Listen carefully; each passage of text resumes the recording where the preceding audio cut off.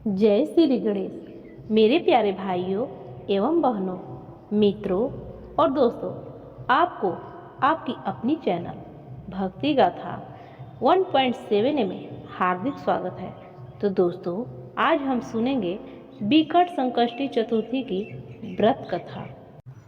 वह कथा जिसको सुनने से दूर होंगे सारे संकट, मिलेगा अपार सुख। संकष्टी गणेश चतुर्थी व्रत करने से घर परिवार में आ रही विपदा दूर होती है। कई दिनों से रुके मांगलिक कार्य संपन्न होते हैं तथा भगवान श्री गणेश असीम सुखों की प्राप्ति कराते हैं। माह की किसी भी चतुर्थी के दिन भगवान श्री गणेश की पूजा के दौरान संकष्टी गणेश चतुर्थी की व्रत की कथा सुनना बहुत जरूरी होता है। पहली कथा पौराणिक एवं प्रचलित श्री गणेश कथा के अनुसार, एक बार देवता कई विपदाओं में घिरे थे। तब वह मदद मांगने भगवान शिव के पास आए। उस समय शिव के साथ कार्तिकेय तथा गणेश भी बैठे थे। देवताओं की बात सुनकर शिव जी ने कार्तिकेय व गणेश से पूछा कि तुम में से कौन देवताओं के कष्टों का निवारण कर सकता है।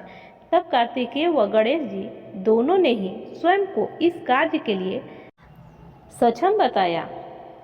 इस पर भगवान शिव ने दोनों की परीक्षा लेते हुए कहा कि तुम दोनों में से जो सबसे पहले पृथ्वी की परिक्रमा करके आएगा, वही देवताओं की मदद करने जाएगा। भगवान शिव के मुख से यह वचन सुनते ही कार्तिकेय अपने वाहन मोर पर बैठकर पृथ्वी की परिक्रमा के लिए निकल गए। परंतु गणेश जी सोच में पड़ गए कि वह चूहे के ऊपर चढ़कर सारी पृथ्वी की परिक्रमा करेंगे तो इस कार्य में उन्हें बहुत समय लग जाएगा। तभी उन्हें एक उपाय सूझा। गणेश अपने स्थान से उठे और अपने माता पिता की 7 बार परिक्रमा करके वापस बैठ गए। परिक्रमा करने लौटने पर कार्तिकेय स्वयं को विजेता बताने लगे। तब शिव जी ने श्री गणेश जी से पृथ्वी की परिक्रमा ना करने का कारण पूछा।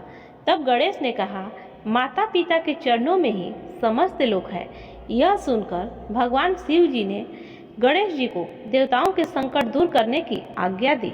इस प्रकार भगवान शिव ने गणेश जी को आशीर्वाद दिया कि चतुर्थी के दिन जो भी तुम्हारा पूजन करेगा और रात्रि में चंद्रमा को अर्घ्य देगा, उसे तीनों ताप यानी दैहिक ताप, देविक ताप तथा भौतिक ताप दूर होंगे। इस व्रत को करने से व्रतधारी के सभी तरह के दुख दूर होंगे और उसे जीवन के भौतिक सुखों की प्राप्ति होगी। चारों तरफ से मनुष्य की सुख समृद्धि बढ़ेगी। पुत्र पौत्रादि धन की कमी नहीं रहेगी। गणेश चतुर्थी व्रत की दूसरी कथा।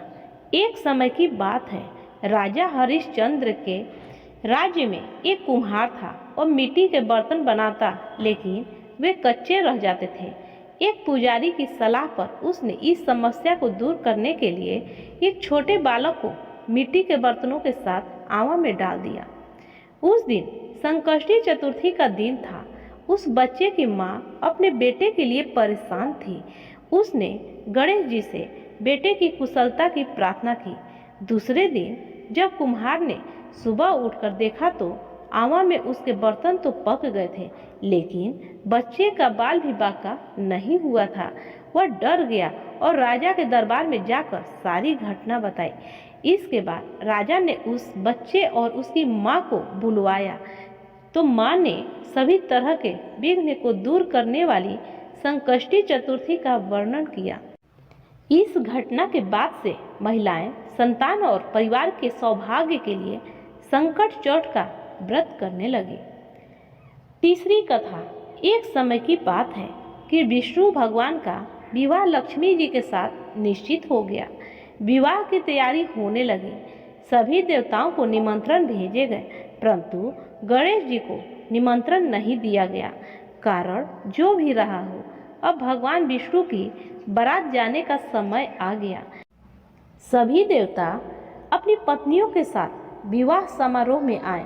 उन सब ने देखा कि गणेश जी कहीं दिखाई नहीं दे रहे हैं। तब वे आपस में चर्चा करने लगे कि क्या गणेश जी को नहीं न्योता है या स्वयं गणेश जी ही नहीं आए हैं। सभी को इस बात पर आश्चर्य होने लगा। तभी सभी ने विचार किया कि विष्णु भगवान से ही इसका कारण पूछा जाए। विष्णु भगवान से पूछने पर उन्होंने कहा कि हमने गणेश जी के पिता भोलेनाथ महादेव को न्योता भेजा है। यदि गणेश जी अपने पिता के साथ आना चाहते हैं तो आ जाते, अलग से न्योता देने की कोई आवश्यकता भी नहीं थी। दूसरी बात यह है कि उनको 1.25 मन मूंग, 1.25 मन चावल, 1.25 मन घी और 1.25 मन लड्डू का भोजन दिन भर में चाहिए। यदि गणेश जी नहीं आएंगे तो कोई भी बात नहीं है। दूसरे के घर जाकर इतना सारा खाना पीना अच्छा भी नहीं लगता। इतनी वार्ता ही कर रहे थे कि किसी एक ने सुझाव दिया कि यदि गणेश जी भी आ जाए तो उनको द्वारपाल बनाकर बैठा देंगे कि आप घर की रखवाली करना। आप तो चूहों पर बैठकर धीरे धीरे चलोगे तो बारात से बहुत पीछे रह जाओगे। यह सुझाव भी सबको पसंद आ गया तो विष्णु भगवान ने अपनी सहमति दे दी। होना क्या था कि इतने में गणेश जी वहां आ पहुँचे और उन्हें समझा बुझाकर घर की रखवाली करने बैठा दिया गया। बारात चल दी। तब नारद जी ने देखा कि गणेश जी तो दरवाजे पर ही बैठे हुए हैं, तो वे गणेश जी के पास गए और रुकने का कारण पूछा। गणेश जी कहने लगे कि विष्णु भगवान ने मेरा बहुत अपमान किया है। नारद जी ने कहा कि आप अपनी मूषक सेना को आगे भेज दें तो वह रास्ता खोद देगी, जिससे उनके वाहन धरती में धंस जाएंगे। तब आपको सम्मानपूर्वक बुलाना पड़ेगा। अब तो गणेश जी ने अपनी मूषक सेना जल्दी से आगे भेज दी और सेना ने जमीन पोली कर दी। जब बारात वहां से निकली तो रथों के पहिए धरती में धंस गए। लाख कोशिश करें परंतु पहिए नहीं निकले। सभी ने अपने अपने उपाय किए परंतु पहिए तो नहीं निकले, बल्कि जगह जगह से टूट गए। किसी की समझ में नहीं आ रहा था कि अब क्या किया जाए। तब तो नारद जी ने कहा, आप लोगों ने गणेश जी का अपमान करके अच्छा नहीं किया। यदि उन्हें मना कर लाया जाए तो आपका कार्य सिद्ध हो सकता है और यह संकट टल सकता है। शंकर भगवान ने अपने दूत नंदी को भेजा और वे गणेश जी को लेकर आए। गणेश जी का आदर सम्मान के साथ पूजन किया। तब कहीं रथ के पहिए निकले। अब रथ के पहिए निकल तो गए परंतु वे टूट फूट गए तो उन्हें सुधारे कौन। पास के खेत में खाती काम कर रहा था, उसे बुलाया गया। खाती अपना कार्य करने के पहले श्री गणेशाय नमः कहकर गणेश जी की वंदना मन ही मन करने लगा। देखते ही देखते खाती ने सभी पहियों को ठीक कर दिया। तब खाती कहने लगा कि हे देवताओं, आपने सर्वप्रथम गणेश जी को नहीं मनाया होगा और न ही उनकी पूजन की होगी, इसलिए तो आपके साथ यह संकट आया है। हम तो मूर्ख अज्ञानी हैं, फिर भी पहले गणेश जी को पूजते हैं, उनका ध्यान करते हैं। आप लोग तो देवतागण हैं, फिर भी आप गणेश जी को कैसे भूल गए। अब आप लोग भगवान श्री गणेश जी की जय बोलकर जाए तो आपके सब काम बन जाएंगे और कोई भी संकट नहीं आएगा। ऐसा कहते हुए बारात वहां से चल दी और विष्णु भगवान का लक्ष्मी जी के साथ विवाह संपन्न करा के सभी सकुशल घर लौट आए। हे गणेश जी महाराज, आपने विष्णु को जैसो कारज सारियो, ऐसे कारज सबको सिद्ध कर जो। बोलो गजानन भगवान की जय। चौथी कथा। श्री गणेश चतुर्थी व्रत की पौराणिक कथा के अनुसार एक बार भगवान शिव तथा माता पार्वती नर्मदा नदी के किनारे बैठे थे। वहां माता पार्वती ने भगवान शिव से समय व्यतीत करने के लिए चौपड़ खेलने को कहा। शिव चौपड़ खेलने के लिए तैयार हो गए, परंतु इस खेल में हार जीत का फैसला कौन करेगा, यह प्रश्न उनके समक्ष उठा तो भगवान शिव ने कुछ तिनके एकत्रित कर उसका एक पुतला बनाकर उसकी प्राण प्रतिष्ठा कर दी और पुतले से कहा, बेटा हम चौपड़ खेलना चाहते हैं, परंतु हमारी हार जीत का फैसला करने वाला कोई नहीं है, इसलिए तुम बताना कि हम दोनों में से कौन हारा और कौन जीता। उसके बाद भगवान शिव और माता पार्वती का चौपड़ खेल शुरू हो गया। यह खेल 3 बार खेला गया और संयोग से तीनों बार माता पार्वती ही जीत गई। खेल समाप्त होने के बाद बालक से हार जीत का फैसला करने के लिए कहा गया तो उस बालक ने महादेव को विजयी बताया। यह सुनकर माता पार्वती क्रोधित हो गई और क्रोध से उन्होंने बालक को लंगड़ा होने, कीचड़ में पड़े रहने का श्राप दे दिया।